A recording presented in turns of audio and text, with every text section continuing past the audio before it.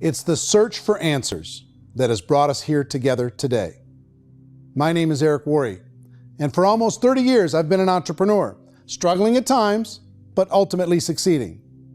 As a best-selling author, speaker, and business owner, I've spent my entire career helping millions of people around the world to become entrepreneurs. And I believe strongly that there is, in fact, a better way when it comes to how we make a living. The career landscape has changed dramatically, and many are still working in a model that is completely out of date. What worked for previous generations isn't working as well for people today. In this film, we're going to explore 3 important questions. First, what's really going on in our working world today? Second, in this new economy, is it better to become an entrepreneur, or is it safer to work for someone else? And third, if a person decides to become an entrepreneur and start their own business, how can they do it without taking on massive risk? To help in this journey, I've brought together some of the greatest experts and thought leaders in the field of entrepreneurship to share the real facts with you. My intention is to give you new information that will allow you to make choices that are not limited by an old, outdated model. Let's start by understanding what's going on in our working world today.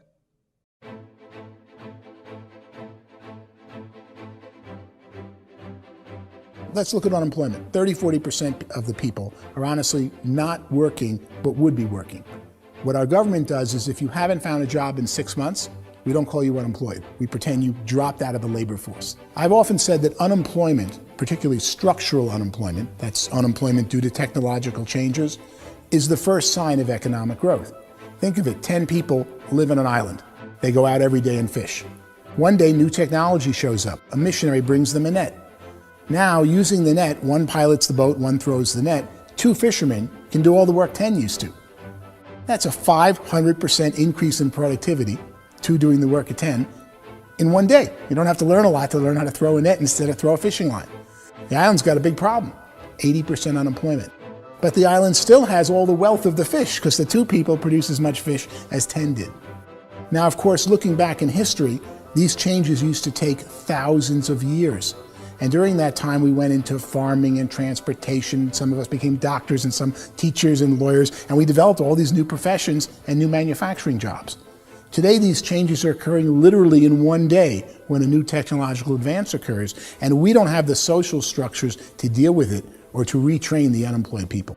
So one of the things that I think is interesting as I travel across the country and really travel around the world is the way that we work and the way we get paid for work is changing pretty dramatically.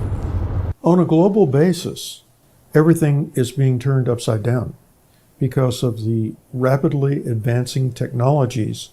They are eliminating many jobs, and we have been left with many people not prepared for the jobs that exist. A lot of demand in public companies was to squeeze out all the fat and to get just as much margin as we possibly could, and fat equals humans. So this idea of job security in information age is so obsolete, but it's still taught inside our school system, and that's where the problem starts. There's no financial education in the school system, and people are still trained to be employees who work for that paycheck. This is a chart on the middle class.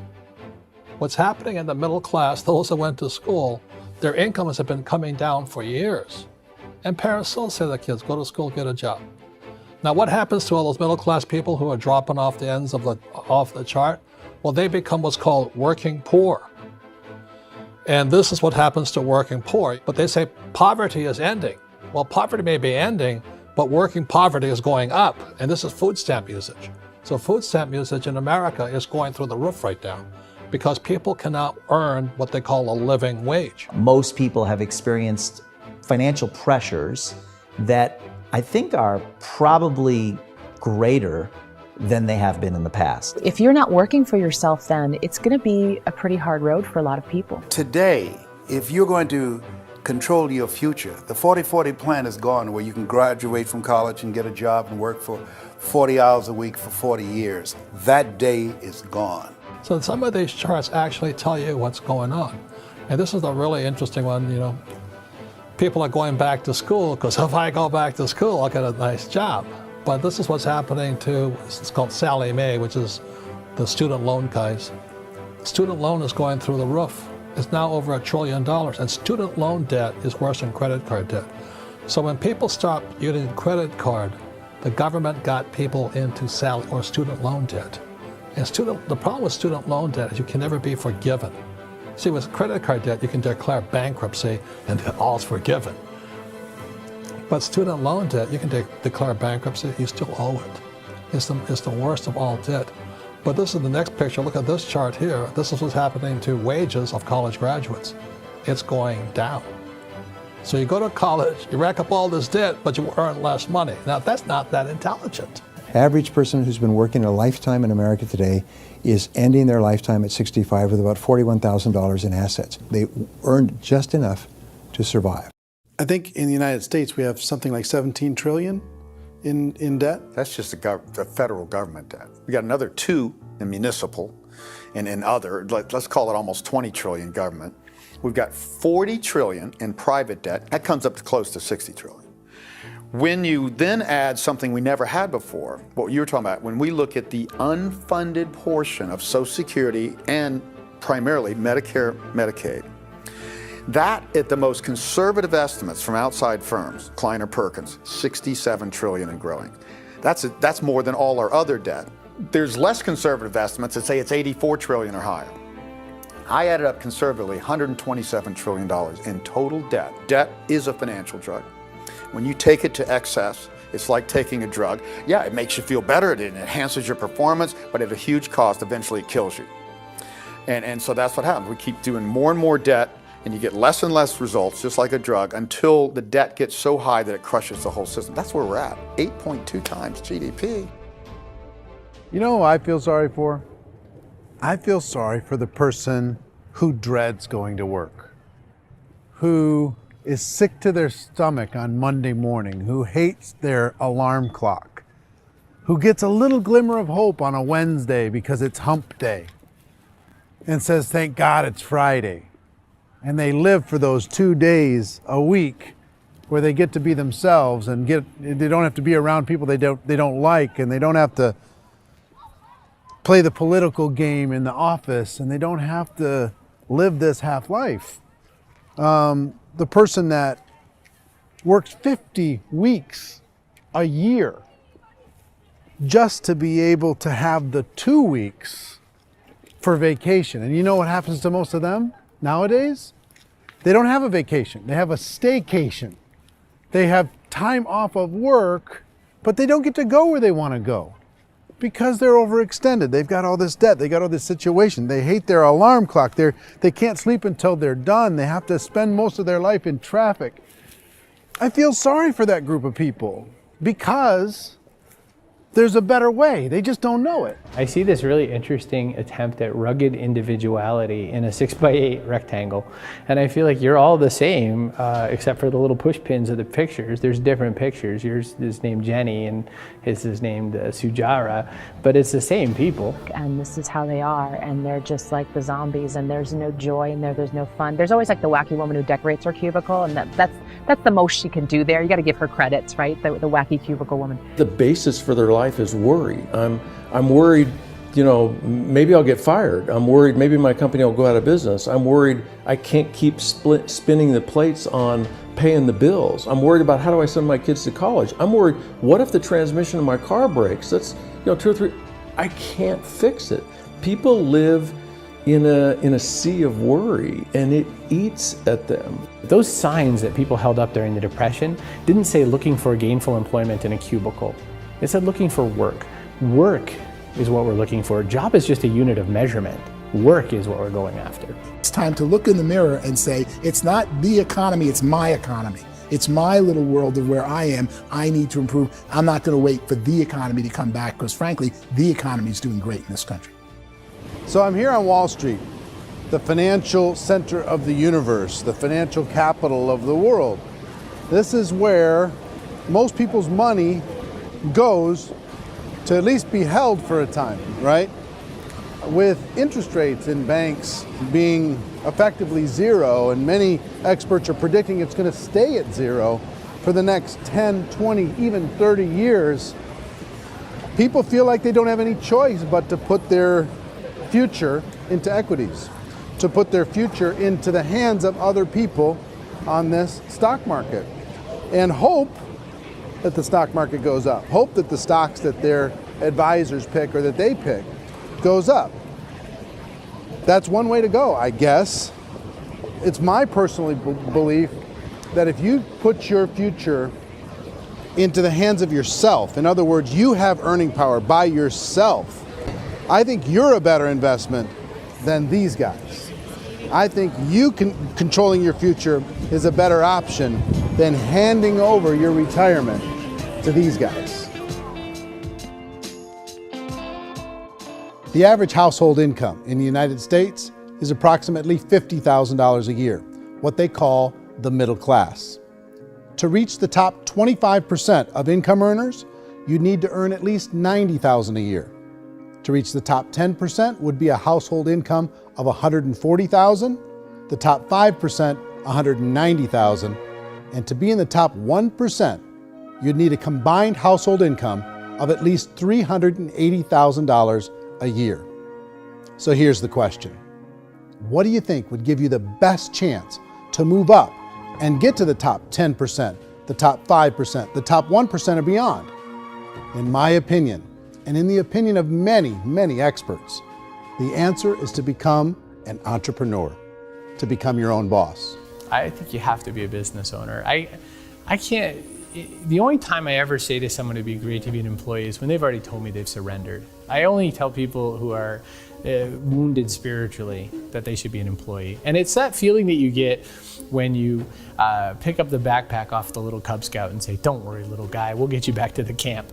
You know, it is in no way a kindness when I tell someone they'd be a great employee. The other status symbol really increasingly is lifestyle. And people who can own their own business, maybe even work out of their house, that I tell you, people admire that. Like, gosh, I wish I could do that. The spirit of the entrepreneur is to be a risk taker and to be resourceful and unstoppable and to have a vision of yourself beyond where you are and not willing to settle for life as it is. Think about the great entrepreneurs. They're visionary. They have heart. They're willing to do today what others won't so they can do tomorrow what others can't. Personally, I don't think of the new economy, the old economy. I create my own economy. The entrepreneur's in control. I decide what the economy is going to be like. In the world of entrepreneurship, there are no limits. You can make as much as you want, depending on how much you want to work and how smart you are and how great a team you put together. There's no more lifetime rewarding business than being an entrepreneur. Why in America, where anyone could be anything, would people want to give up their freedom and become effectively a modern-day slave, told shut up and be here every morning at 7:30, leave at 5:30, and do what I tell you?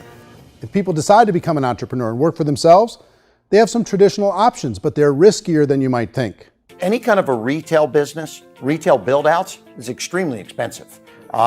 Even just these small little yogurt stores where they're putting little yogurt machines and you get all the different flavors, you're spending $200,000, $300,000, $400,000 to open a yogurt shop. I would love to buy a Dunkin' Donuts, but it's $500,000 or so to start. I don't quite have that just in case money. Risk you can lose it all, and most guys do 2 or 3 times, and even big guys like Branson, because I'm such a fan of his, half his companies don't work. If you make $1 million, your problems are going to go. If you make $1 billion, your problems are really going to go. Just the opposite. You and I know when you're making $1 million, you got $1 million responsibilities. You make $1 billion, you got 1,000 times $1 million responsibilities. And most people say, I'd love to be my own boss. 70% of Americans would love to be their own boss, according to recent polls. But they don't know how to get there. Because what are you going to do? One, you could buy an existing business. If somebody's selling an existing business, you have to ask why. Usually because it's probably hard. It's probably not making as much money as they hope. 2, they could buy a franchise. A little less risk, proven system, but it's expensive to be able to do that. 3, they could start something from scratch. And that's where a lot of people feel like, I don't have the chops to do it. I don't have the money. I don't have the product idea. I don't have the expertise. I don't have whatever it's going to take to be able to get there, and I can't risk my family to do it. So 4th, they could become an investor.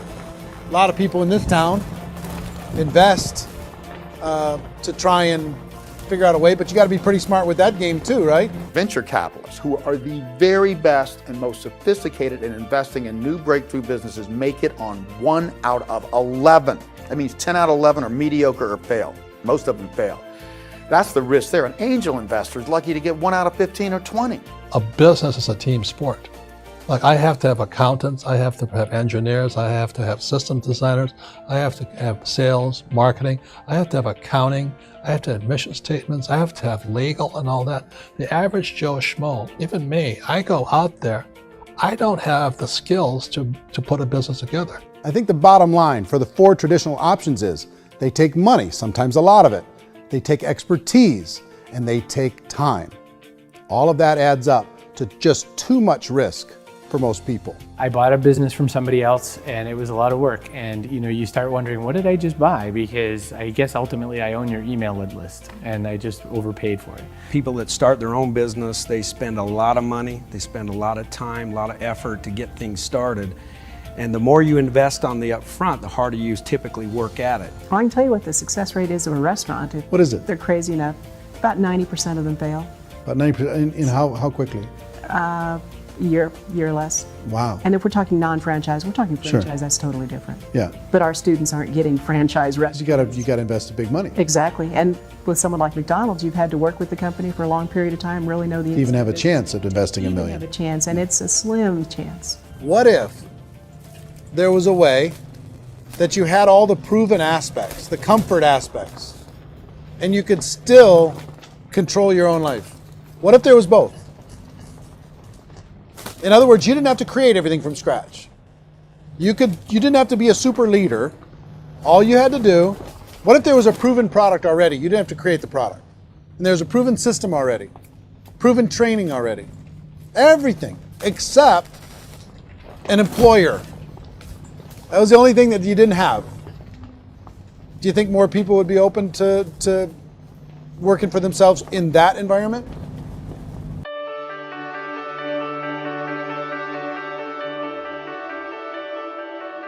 In our search for a better way to make a living, we've come to the conclusion that becoming an entrepreneur is actually safer than being an employee. And through our look at the entrepreneurial options, one particular path kept coming up from expert after expert. And I think most people will find it surprising because it's certainly a non-traditional business model. That model is for people to start their own business and become an entrepreneur through the creation of a network marketing business. Some people call it direct selling because the product is being sold directly from the manufacturer to the end consumer, cutting out the middlemen. Other people call it multi-level marketing, or MLM, because there are multiple levels of commissions paid. The most common term today is network marketing, because network marketing best describes using a large group of independent distributors, independent entrepreneurs, to move a product or service more efficiently. So my friend here, Donald Trump, and I, we always write about the network marketing industry. And the reason we support the network marketing industry is because it really is a business school for entrepreneurs. Because most people come out of school looking for a paycheck. Oh, that's terrible. I went to network marketing like that. I think if it didn't exist, we should invent it. It is that good. I think direct selling is a great way to do business today. It's very easy to get into that industry, and you can be self-employed, be in effect an entrepreneur. When we see multi-billionaires adding network marketing companies to their portfolio of companies, that would be a clue. When we see people who are very famous authors and very famous business people endorsing the industry, that would be a clue. These network marketing companies aren't $50 million companies, they're billions and billions of dollars. They lead the stock market, they're major companies. When we're going to get it? You know, and you're going to school to work for a paycheck, but if you want to be rich, be an entrepreneur, and network marketing gives you the spirit to be an entrepreneur. A traditional company will spend up to 50% of their total revenue on marketing. Network marketing companies use a different approach. Instead of having all that extensive marketing expense, they utilize a network of independent distributors to do the marketing for them. Now, why do they do this? First, because word-of-mouth advertising is so much more effective today than traditional media advertising. Second, some products need to be explained or demonstrated and an independent salesperson can do that more effectively than an ad campaign. Third, it's completely efficient. The company only pays for the marketing of their product if a sale happens and not before. Imagine if Amazon allowed you to become an independent distributor and paid out 40% of its revenue to that distributor group. All you had to do as a distributor was recommend a product, and if a person bought it on Amazon, Amazon would take care of all the logistics and you'd get paid for bringing the customer. Now imagine you got paid for every purchase that customer made for the rest of their lives. Well, Amazon doesn't offer this option, but network marketing companies do. 85% of all buying decisions in our society are made as a result of word of mouth or reputation. We're recommending things to each other all the time. You know, who's your dentist? Who's your doctor? Who's your lawyer? What detergent, are you using? What legal system are you using? What product are you using? We're talking to each other about the things that we love anyway. When you go into a big box retailer, you're lucky if the clerk looks you in the eye, much less gives you any detailed or accurate information about what you're purchasing. So of course, this personal information, this education coming from a friend, a neighbor, a relative, or even a stranger, but one who has experience with the product is extraordinarily valuable. As a matter of fact, network marketing can educate consumers probably better than any other form of marketing. It certainly can do better than advertising, because advertising usually has a certain hype to it and you can only get limited information.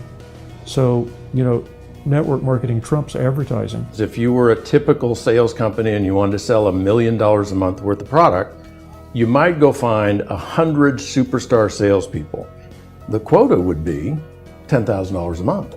So network marketing as a distribution system just flips the numbers. So we use 10,000 happy, raving fans of a particular product, and we don't concern ourselves so much with how much product each one of them individually sells. If they sell just $100 or $200 a month, and there's 10,000 of them, you're selling $1 million to $2 million a month worth of product. And that's the best way I can explain how network marketing works. This is the marketing arm of the company. There's not money being wasted on bricks and mortar. There's not money being wasted on inventory that's sitting stagnant somewhere. There's not of employees standing around that don't have customers. These are people that are going to connect with customers. These companies allow people to become independent distributors for extremely low cost and with no minimum time or sales quota. Essentially, they own their own business and can provide as much or as little sales as they choose.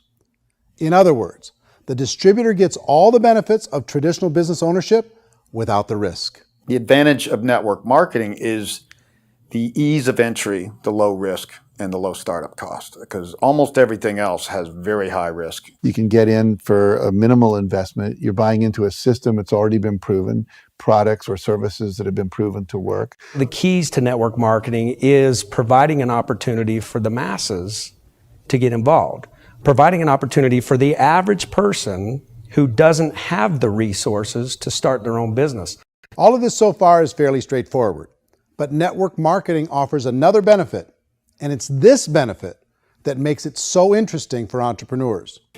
Network marketing allows a distributor to build their own network of other distributors and then compensates them on the sales created by that entire group. Direct selling is, at its base, very simple. It's the sale of a product or service to an individual on a face-to-face, one-on-one basis, just the way we're talking right now. But there's an important element as well, and that's the offering in conjunction with that sale of product, the offering of an opportunity for someone to make something of themselves. No matter what your social status is, no matter what language that you speak, I mean, look how many unbelievable people are becoming successful that speak every kind of language out there. What an awesome gift to give the world. Instead of having to work your way up in a system and prove that you could be a sales manager, they just decided everybody can be a sales manager. Everybody gets to build a sales team from day one. And so what that brought into the system of growth as a direct selling company is the concept of compounding or geometric progression. Because now you can actually grow Salesforce very quickly because everybody is enrolling people in their own sales force. People who are like, oh, this is weird, I'm building a sales team, or what do you think you do at a regular company? How do you think a regular company works? Network marketing is the only industry that doesn't say your past determines your future. It looks at your past and says, okay, now what can we train you to do so you can have a great future? Every other employer out there wants to exploit you for what you already know, not teach you something new. Network marketing has the potential to save the United States and the world because it's going to teach people not to be employees, but to be entrepreneurs.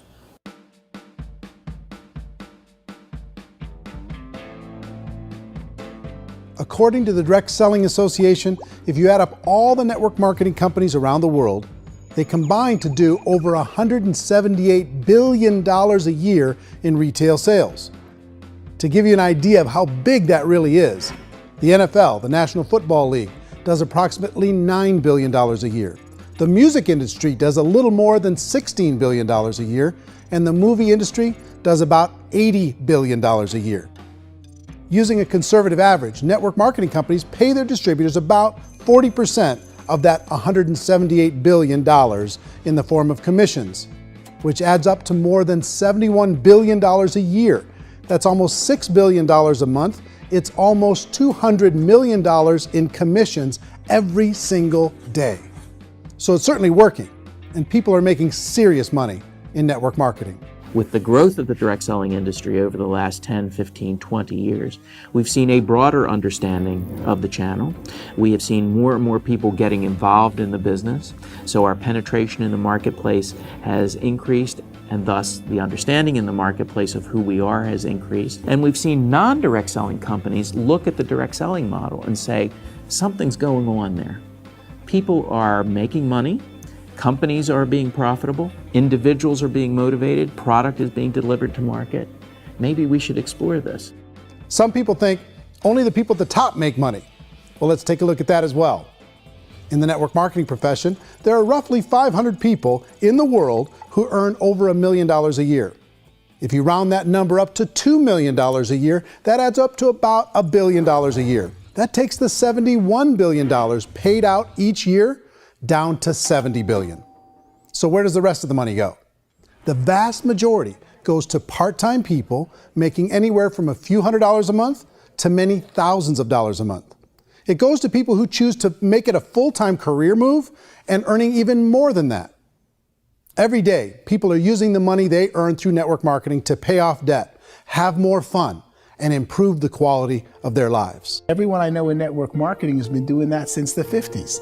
They go to work when they want to go to work. They stop working when they want to take time with their children to have a leisurely breakfast and discuss issues and drive them to school. They go back to work when they get home, wherever they're working out of. The biggest thing that I've seen is people that have become much happier in their life. MLM has probably made more millionaires of more people in more countries, and I've spoken to them in 67 countries than any other single form of business, starting from nothing. If they have a choice between working a job for the next 10 years or working a network marketing business for the next 10 years, the result of working the network marketing business will be better. A lot of people within the industry go on and make this a career and do extremely well at it. Network marketing has been nothing but good for everyone I know that's been involved with it because they did it seriously and they played full out and they've been very successful. It's been a constant barrage of success stories and people showing off stuff that they got as a result of it. How many people are involved? Approximately 16 million Americans and 96 million people around the world are currently participating in network marketing. And in a recent poll, 82% of those people report a good, very good, or excellent experience with network marketing. So people are happy.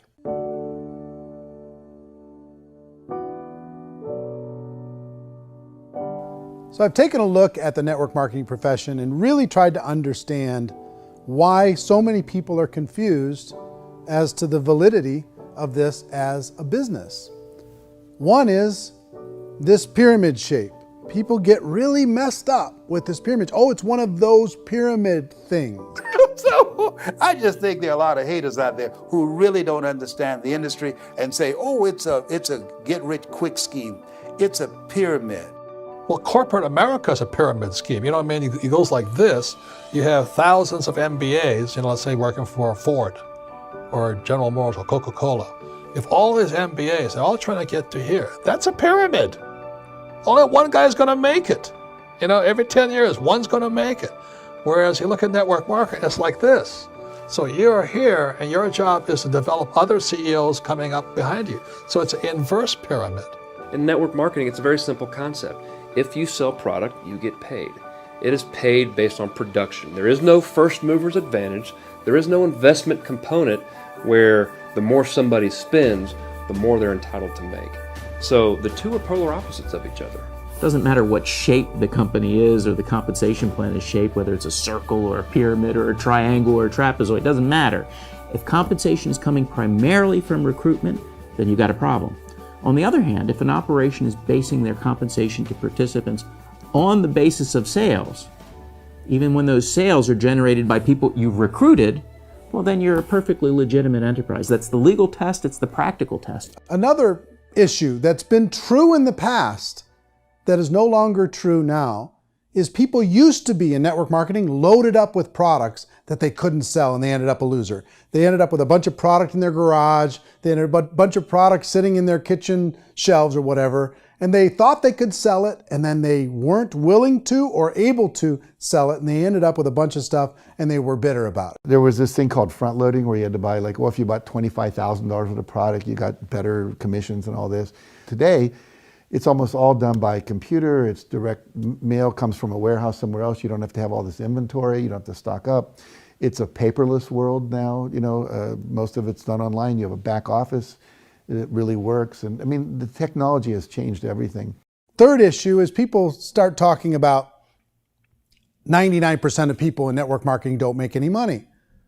Well, we've talked about that over the course of this journey together. Almost $200 million a day is being paid out to network marketing distributors around the world. The naysayers, the people who say that it doesn't work, are usually the ones who just don't know how to make it work for themselves. And so they're giving you an opinion, and I tell people, don't confuse people's opinions with expertise, because opinions are free. And don't confuse sincerity with the truth, because people could be sincerely wrong. But here's the reality inside of network marketing. The vast majority of people that get involved in network marketing just become customers, and they get involved to be able to purchase product at a lower price. If you take Costco as an example, if a person goes into Costco and gets a membership to Costco so they can get a lower price on the product, we don't call that person a loser because they have a bunch of product that they walked out with a smile on their face. Yet when some people want to take a look at network marketing, they say, well, those people, they're just using the product and they aren't earning an income, so they must be a loser. They're not a loser, they're a happy customer. That's the vast majority of people that are involved in network marketing. Now, a smaller percentage of those people decide to go build a business. They earn $300 a month, $500 a month, $1,000, $2,000. That's the bulk of earnings in network marketing. And then there's the few that really decide to take it serious, really decide to build a large network, really work to make that network very, very productive. And those people make huge amounts of money, and there's no cap. What I do as an outside economist, just somebody looking at this industry like any other industry I speak in, and say, look, what's the realities of this? 1% do incredibly well. 10% generate some additional income at pretty low risk and effort. That's not, and 90% of people roughly end up customers. One thing that I think is real when it comes to people's perceptions about network marketing is people put this, and distributors, I think, involved in network marketing have some responsibility for this. They have sometimes unrealistic claims about the product or about the income. Most people who become distributors, they want the money, they want to be successful, but they don't have the skills. They don't know what to do. And when people don't know what to do and they're in a new business, they're scared. And when they're scared, they panic and desperation kind of sets in. So they think everyone they talk to has to get in. So if I talk to you and you say, well, no, I don't have time to do that, they're like, no, I need you. You have to do this or I won't be successful. So I start clawing on you. I start that desperation. So then I start making claims about the product, which are not appropriate, probably not even true. Or I start saying, oh, let me show you how you can make all this money and you don't have to do anything, Eric. And so you just totally misrepresent the opportunity, and you're clingy with people because you think you need everybody to be successful. and you don't. You know, one of the messages that I try to deliver most forcefully to companies as well as salespeople in direct selling is that you don't have to overpromise. The reality is in network marketing, there's a lot of hard work involved. There's a lot of effort. You're going to have to develop yourself. It's a business like anything else. It's going to take some time, but in my opinion, it's better.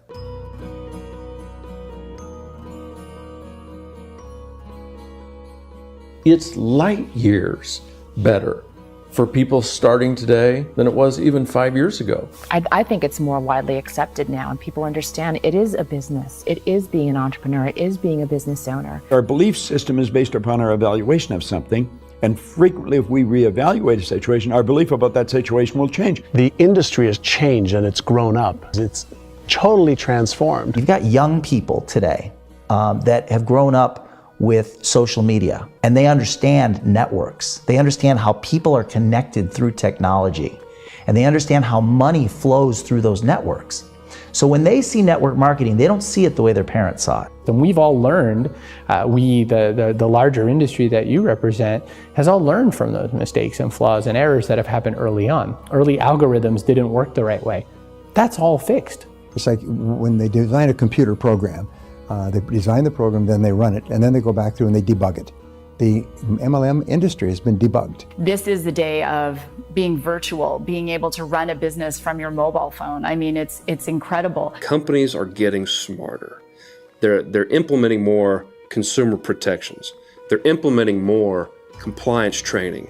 They're doing more with respect to product research. If you do get involved and you make purchases of inventory, even on a voluntary basis, if you decide that this business is not for you, you can leave and have that inventory repurchased by the company.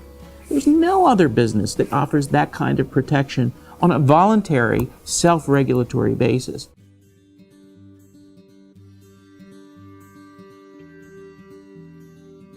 If you decide to look further into a network marketing business in order to generate more cash flow for your family, I would recommend reviewing the following 4 elements.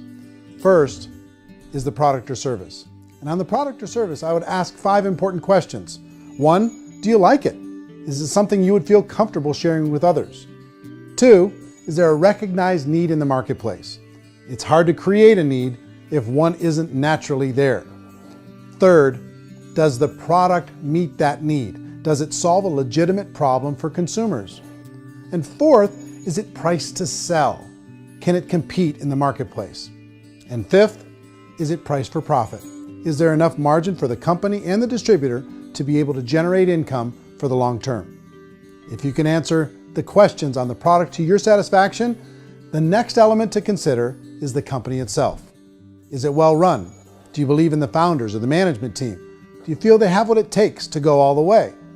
See, it doesn't matter how good the product is if the management can't take care of the company. Good management can change with the times. They can handle adversity. They can make good decisions. Make sure you choose a company that can serve you for a long time. The 3rd element to consider is the compensation plan. And with that, there are 3 important things to look at. First, a brand new person needs to be able to generate some money fairly quickly. It may be an obvious reason, but you can probably imagine the ripple effect of a distributor getting involved and having even a small victory fast. That can only help with the overall success of the organization.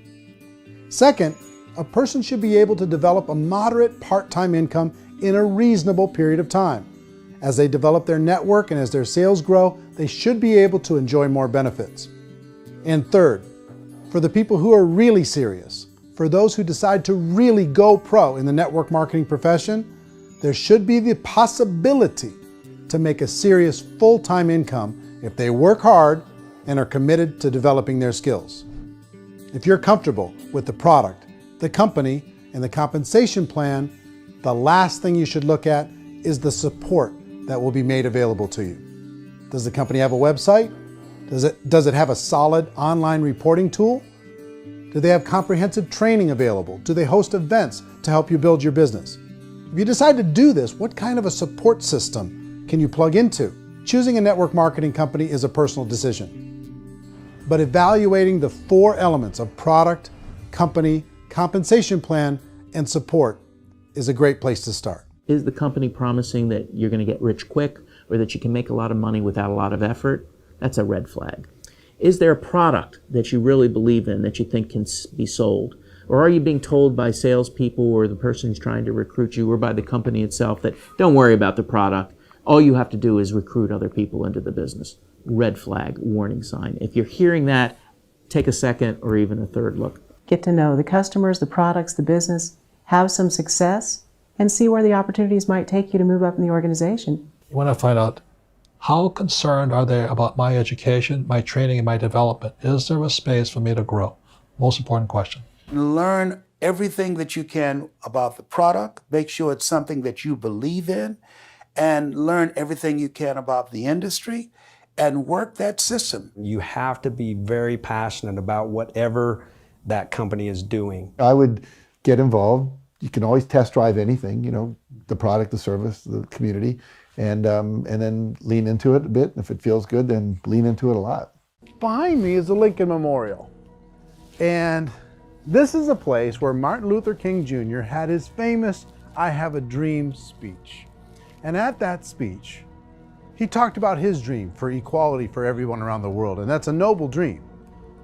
But I think more people need to remember what it was like when they were kids and the dream was still alive in them, before it got beaten out of them by reality, by this paycheck, by these responsibilities, and by having to live for this job to pay the bills. I think people need to remember that, go back to that. Once they know that there's a better way, I think their future is going to be much brighter. They can live a better life.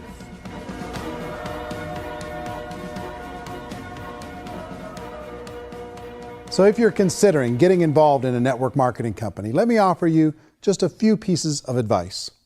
First, network marketing isn't perfect. It's emotional, it's challenging. Like any entrepreneurial venture, it can have its up days and its down days. But if you have an entrepreneurial bone in your body, it's just better. Second, if you're gonna do it, decide to be professional. Decide to go pro. It's better to do that than just be this amateur sticking your toe in the water. Third, as any professional, you're gonna have to learn some new skills. And I promise you, inside of the network marketing profession, they're not too difficult to learn. Fourth, like anything worthwhile, it's gonna take some time. Don't expect that you're gonna get to the finish line right out of the gate. And fifth, it's worth it. It's worth it to be able to take charge of your life again. It's worth it to be able to control your own financial situation. It's worth it for the people you're going to be able to spend time with. It's worth it for the things you're going to be able to see and the experiences you're going to be able to experience. It's worth it for the causes you're going to be able to contribute to, the lives you're going to be able to touch, the customers you're going to be able to help, the friendships you're going to be able to develop. I promise you, it's worth it. Remember, most people are searching for answers just like you are. But I do have to tell you the catch to network marketing. If there is a catch, if you want to understand this from an emotional point of view, people say, well, it sounds too good to be true. It's not, it's hard work. But here's the catch. Most people still don't understand it. So you're going to have to endure the loss of social esteem from ignorant people. The uneducated will think less of you. Now, if you can handle that, you're on your way. If that's going to destroy you, you know what? Entrepreneurship in general probably isn't in your future. If you can face that catch, you can become unstoppable. I want everyone to really contemplate this if they're not in network marketing. You're in a job, you probably have a mortgage, you have rent, you have debt, whatever's going on. You're in a prison. You work just hard enough to keep them from firing you, and they pay you just enough to keep you from quitting. Come on! I've been there, done that, and bought that t-shirt. In network marketing, if you run into failure, it's really just a homework lesson for yourself. There's no one to blame. You really have no excuse not to be successful. You just don't. People don't want to hear that, but there's so much available to you. If you want to be a good network marketer, be a student to the people above you, be a fellow traveler to the people on the same level, and be a teacher to those below, and know when it's appropriate to do which. People who are not afraid of asking people to buy things or not afraid of persuading people with the chance they may say no. These people own the future. Nothing happens until something moves. So you got to go move, you got to go do something, or nothing's going to change in your life. In the beginning, you're going to do a lot of things that you don't get paid for. But as you go down the road, you get paid for a lot of things that you don't do. And your job is rehabilitate the spirit, the entrepreneur spirit in all of us. You give it back. Either give it a strong yes or a strong no, but no wishy-washy, dilly-dally stuff in the middle. There's dreams and there are nightmares, but I believe that the biggest nightmare of all is when you don't pursue your dream. You're going to see some monumental growth in this profession. It's an exciting, exciting time to be involved with the network marketing profession. The next 10 years, I see just exponential growth. When that tipping point comes, it's not a matter of asking somebody, have you ever heard about network marketing?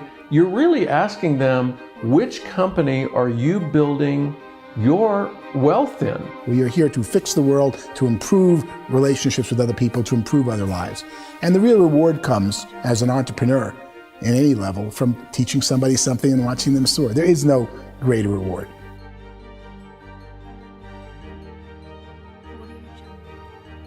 Life's too short to spend it living someone else's dream instead of your own. It's too short to spend it living at a fraction of your potential. Can being an entrepreneur be a challenge at times? Sure. But here's what you get in exchange. It can be yours. Something that you built, something that you created, something that you made happen. This balloon represents your dream. It represents entrepreneurship.